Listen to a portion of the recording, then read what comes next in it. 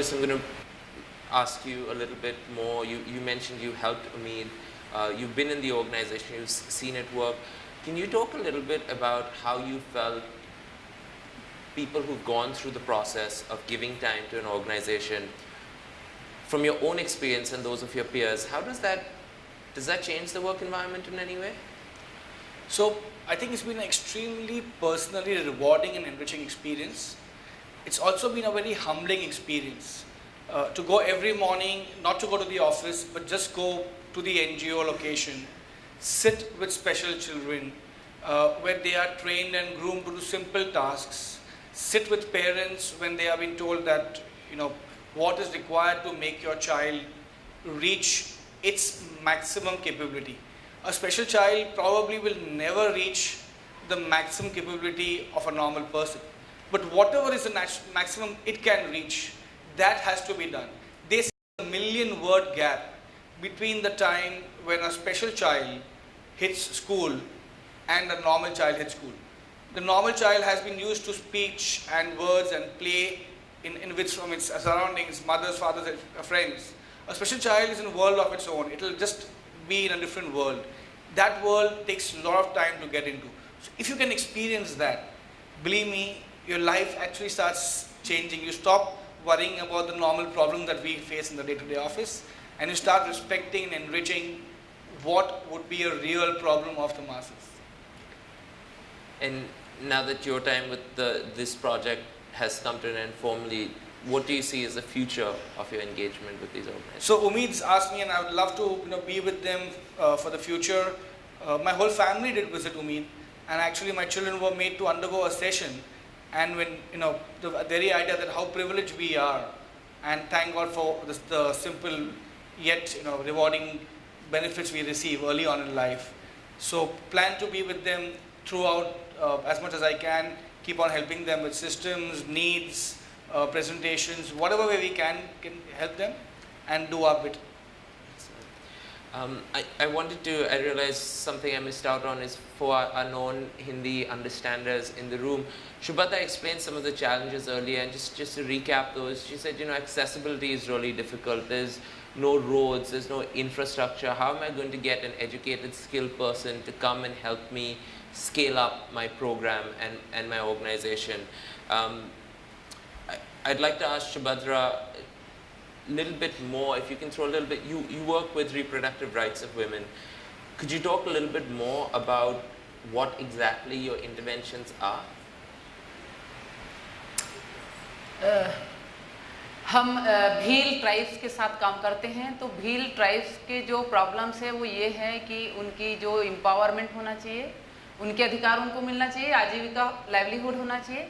लेकिन उस सारे प्रोग्राम के बीच में हम जो है महिला के स्वास्थ्य के ऊपर काम करते हैं।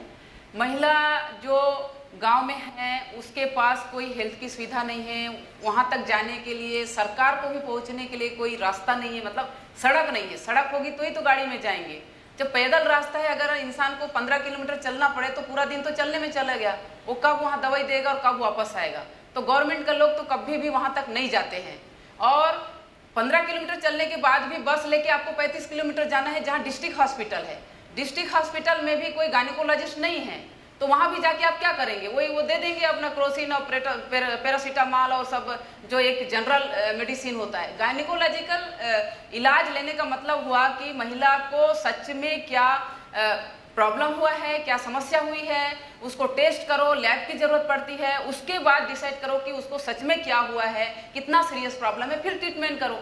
तो उतना तो वहाँ हो ही नहीं पाता है। तो गांव वाले उनके अपने जो तरीके हैं कि भाई कुछ भी प्रॉब्लम हुआ तो अपने कम्युनिटी में कुछ भी वो लोग व्यवस्था रखते हैं। कोई एक व्यक्ति होता है जो जड़ी बूटी का जानकार होता है, कुछ ऐसे ही झाड़ फूक का जानकार होता है, वो किसी भी तरह से उस महिला को चाहे उस बच्चे को वो संतुष्ट कर देता है उस वक्त के लिए जिस समय वो बहुत ज़्यादा बीमार महसूस कर रहे हैं। तो वो ये काम हमारा इसलिए उनके साथ ज़रूरी है क्योंकि वो बिल्कुल आखिरी छोर है हमारा देश का जहाँ गरीब लोग हैं और गरीब के लिए करने के लिए कोई तैयार नहीं है। और उसमें भी औरत और सबसे ज़्यादा गरीब, क्योंकि वो व्यवस्था तो एक जैसी है ना हमारे देश में।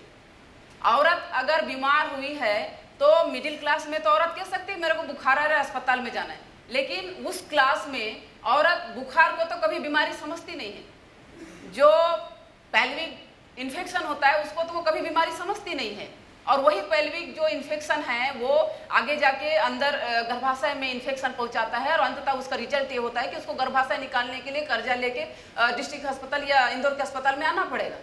तो ये एक सीरियस समस्या है जिसके लिए मैं सोचती हूँ कि मैं कितना उनको मैं मदद कर पाऊँ, उसके जो निजी प्रॉब्लम है उसके लिए। महिला तब तक काम करते रहती है जब तक कि वो हेल्पलेस नहीं हो जाती, मतलब उसकी बीमारी को कभी बीमारी नहीं माना, परिवार में बीमारी को कभी बीमारी नहीं मानते, समाज में कभी उसकी बीमारी को बीमारी नहीं मानते। वो काम कर रही है मतलब वो कामधेनु है, काम करना ही उसका काम है। तो इस कारण से कई बार बच्चे जो है जन्मते हैं वो कम वेट के होते हैं, उसके जन्म के बाद कोई गारंटी नहीं कि वो जिंदा रहेगा। लोग कहते हैं कि गरीब लोग की संख्या बहुत ज़्यादा बढ़ रही है। गरीब लोग की संख्या तो बढ़ रही है, लेकिन उसमें गारंटी तो कुछ नहीं है ना कि 5 पैदा किया तो 5 जिंदा रहेगा। उसमें तो 2 मरना है, 3 मरना है, 1-2 बचेगा उसके लास्ट टाइम तक, वो इसका इंश्योरेंस है।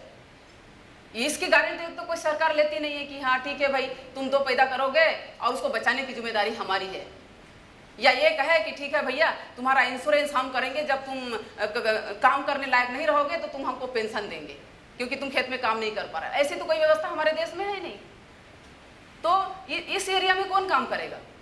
इस एरिया में मेरी जिम्मेदारी है, इसलिए मैं करती हूँ। मैं सोचती हूँ, मैं ट्राइबल से बिलोंग करती हूँ, मुझे मालूम है कि गांव में क्या समस्या है, क्या समस्या होता है तो किसके को पूछने जाता है, क्या दवाई वो लेता है। कई बार हम जब दवाई देते हैं उसको, जैसे कि हमने एक गांव में कैंप ऑर्गेनाइज किया, एक गायनोकोलॉजिस्ट को पकड़ के हमने लाया, भैया कि चलो तुम एक दिन की सेवाएं दे, तुम्हारी जिंदगी इतने महीने में जितने कमाते हैं उनमें से। तो वो आता है बेचारा, कोई भी गायनोकोलॉजिस्ट हमारे पास आया तो वो हम उसको गांव में ले जाते हैं, फिर महिला आती है, फिर वो दवाई लिखते हैं, फिर दवाई लेने के लिए भी हमको 35 किलोमीटर बस से जाना है, चल के जाना है, फिर वो दवाई लाते हैं। उसको तो इतना नॉलेज नहीं ना कौन सा दवाई कब खाना है, वो गलत सलत भी दवाई खा देती है।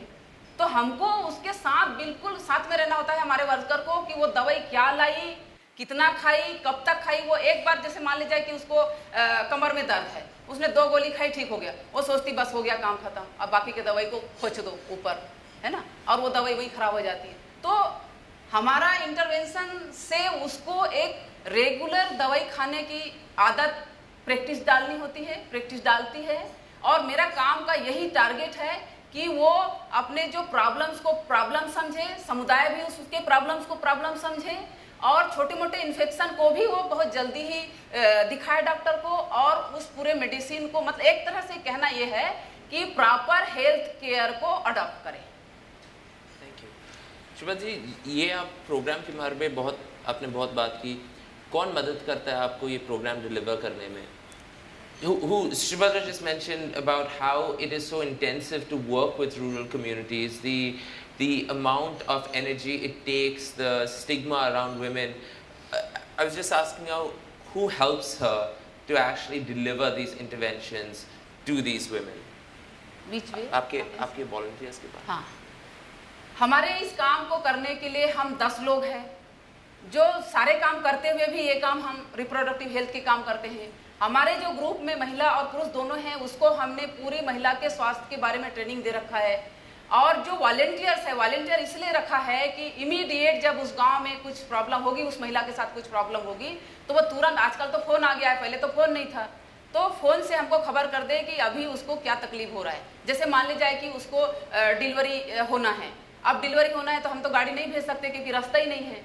तो वो डिलीवरी होने में भी हम वहाँ के जो वॉलेंटियर है उसको ट्रेनिंग दे के रखा है कि वो ग्लोव्स पहनना उसको आ जाए, और नाल काटना उसको आ जाए, और वो सही तरीके से आ जाए, हाइजीनिक। तो Shubhadra explained to me earlier, you know, she has a team of 80 volunteers who help us. These are all local volunteers. But as she mentioned earlier, she needs these skills of other people to come out and not only build the capacity of the volunteers she has over there, but work on projects like her website, work on her plans, work on different initiatives that one can only understand once one has spent significant time in the community. So on that, the Vodafone volunteer who came to you, Shubhadra, what were some of the things that she did for you? Vodafone से हमको एक volunteer मिला था 7 हफ्ता के लिए, 7 week के लिए, और उन्होंने हमारे लिए एक अच्छा काम कर दिया। जिसको मेरे बहुत समय से मेरा इंतजार था कि कोई कर दे, इसको कोई कर दे, और जिसको भी मैंने करने के लिए बोला था वो 25,000 मांगा था। तो मेरे पास तो उसको देने के लिए कोई 25,000 का बजट तो है नहीं। मैं वेबसाइट बनाना है करके कहीं से बजट तो मैंने मांगा नहीं है, तो मैं दूँ कहाँ से। तो वो 2007 में मैंने रजिस्ट्रेशन कराई थी, मेरे को वेबसाइट बनाना है। लेकिन अभी वोडाफोन के जो वॉलंटियर मेरे पास आई, मैंने वही काम के लिए मांगा था कि मेरे को ऐसा व्यक्ति दो जो मेरा वेबसाइट बना दे। तो अभी उसने मेरा वेबसाइट बना दिया है, आप वेबसाइट में मेरा काम देख सकते हैं। और उन्होंने फाइनेंशियल की वो जो एक्सपर्ट थी, प्रियंका पांचाल उसका नाम था, तो वो जो है फाइनेंशियल, जैसे हमारे एसएचजी ग्रुप है, उनके पैसे जमा थे बैंक में, उसको निकाल के हमको देना था। मेरे पास इतना समय नहीं होता है कि मैं वो फाइनेंशियल चीज़ को देखूं। मैं किसी अकाउंटेंट को, किसी व्यक्ति को रखती हूं जो उस पूरे चीज़ को पैसा डालना, पैसा निकालना, वो सब चीज़ें करते हैं। तो अभी उसने हमारा वो काम भी कर दिया। और जैसे कि कोई प्रेजेंटेशन बनाना है, वो काम भी मुझे इतना एक्सपर्टीज नहीं है उसमें, कैसे फ्रेम करना है, वो भी काम मेरा उसने कर दी। तो 7 हफ्ता में उसने कितना काम कर दी। जो मुझे किसी को रखती तो भी वो ज़्यादा भी पैसा लेता, और फिर 10 बार उसको मुझे खुशामद भी करना पड़ता। तो कितना अच्छा हो गया कि हम एक साथ आके हमारा कुछ चीज़ सॉल्व हो गया। So, if I were to recap, someone came to your organization, spent time, understood the issues, and then delivered certain results. That's one way of doing it. Rama, you, on the other hand, do not have 8 weeks to go into an organization, dive that deeply. But you were able to give an hour a day or less and sometimes to actually work and understand and provide guidance on a strategic level. I think it's important to highlight over here that there is a great need for skills transfer. Whether you do it a few hours a week or whether you dive deep down and spend entire months with an organization, there's a huge need for the skills that most people in this room have and organizations that you all run that need to be sent not only to rural India, but even in your own cities. Ummeed, an organization, is in the heart of Bombay, but yet they have not been able to access proper IT management systems. These are things that most NGOs just don't have the budget for. And these are things that corporate India spends millions of rupees to fix up, to increase efficiencies in. So there is a huge need to go beyond that check, go beyond just giving that money, but to give support, give guidance, give in kind to organizations as well, time and product.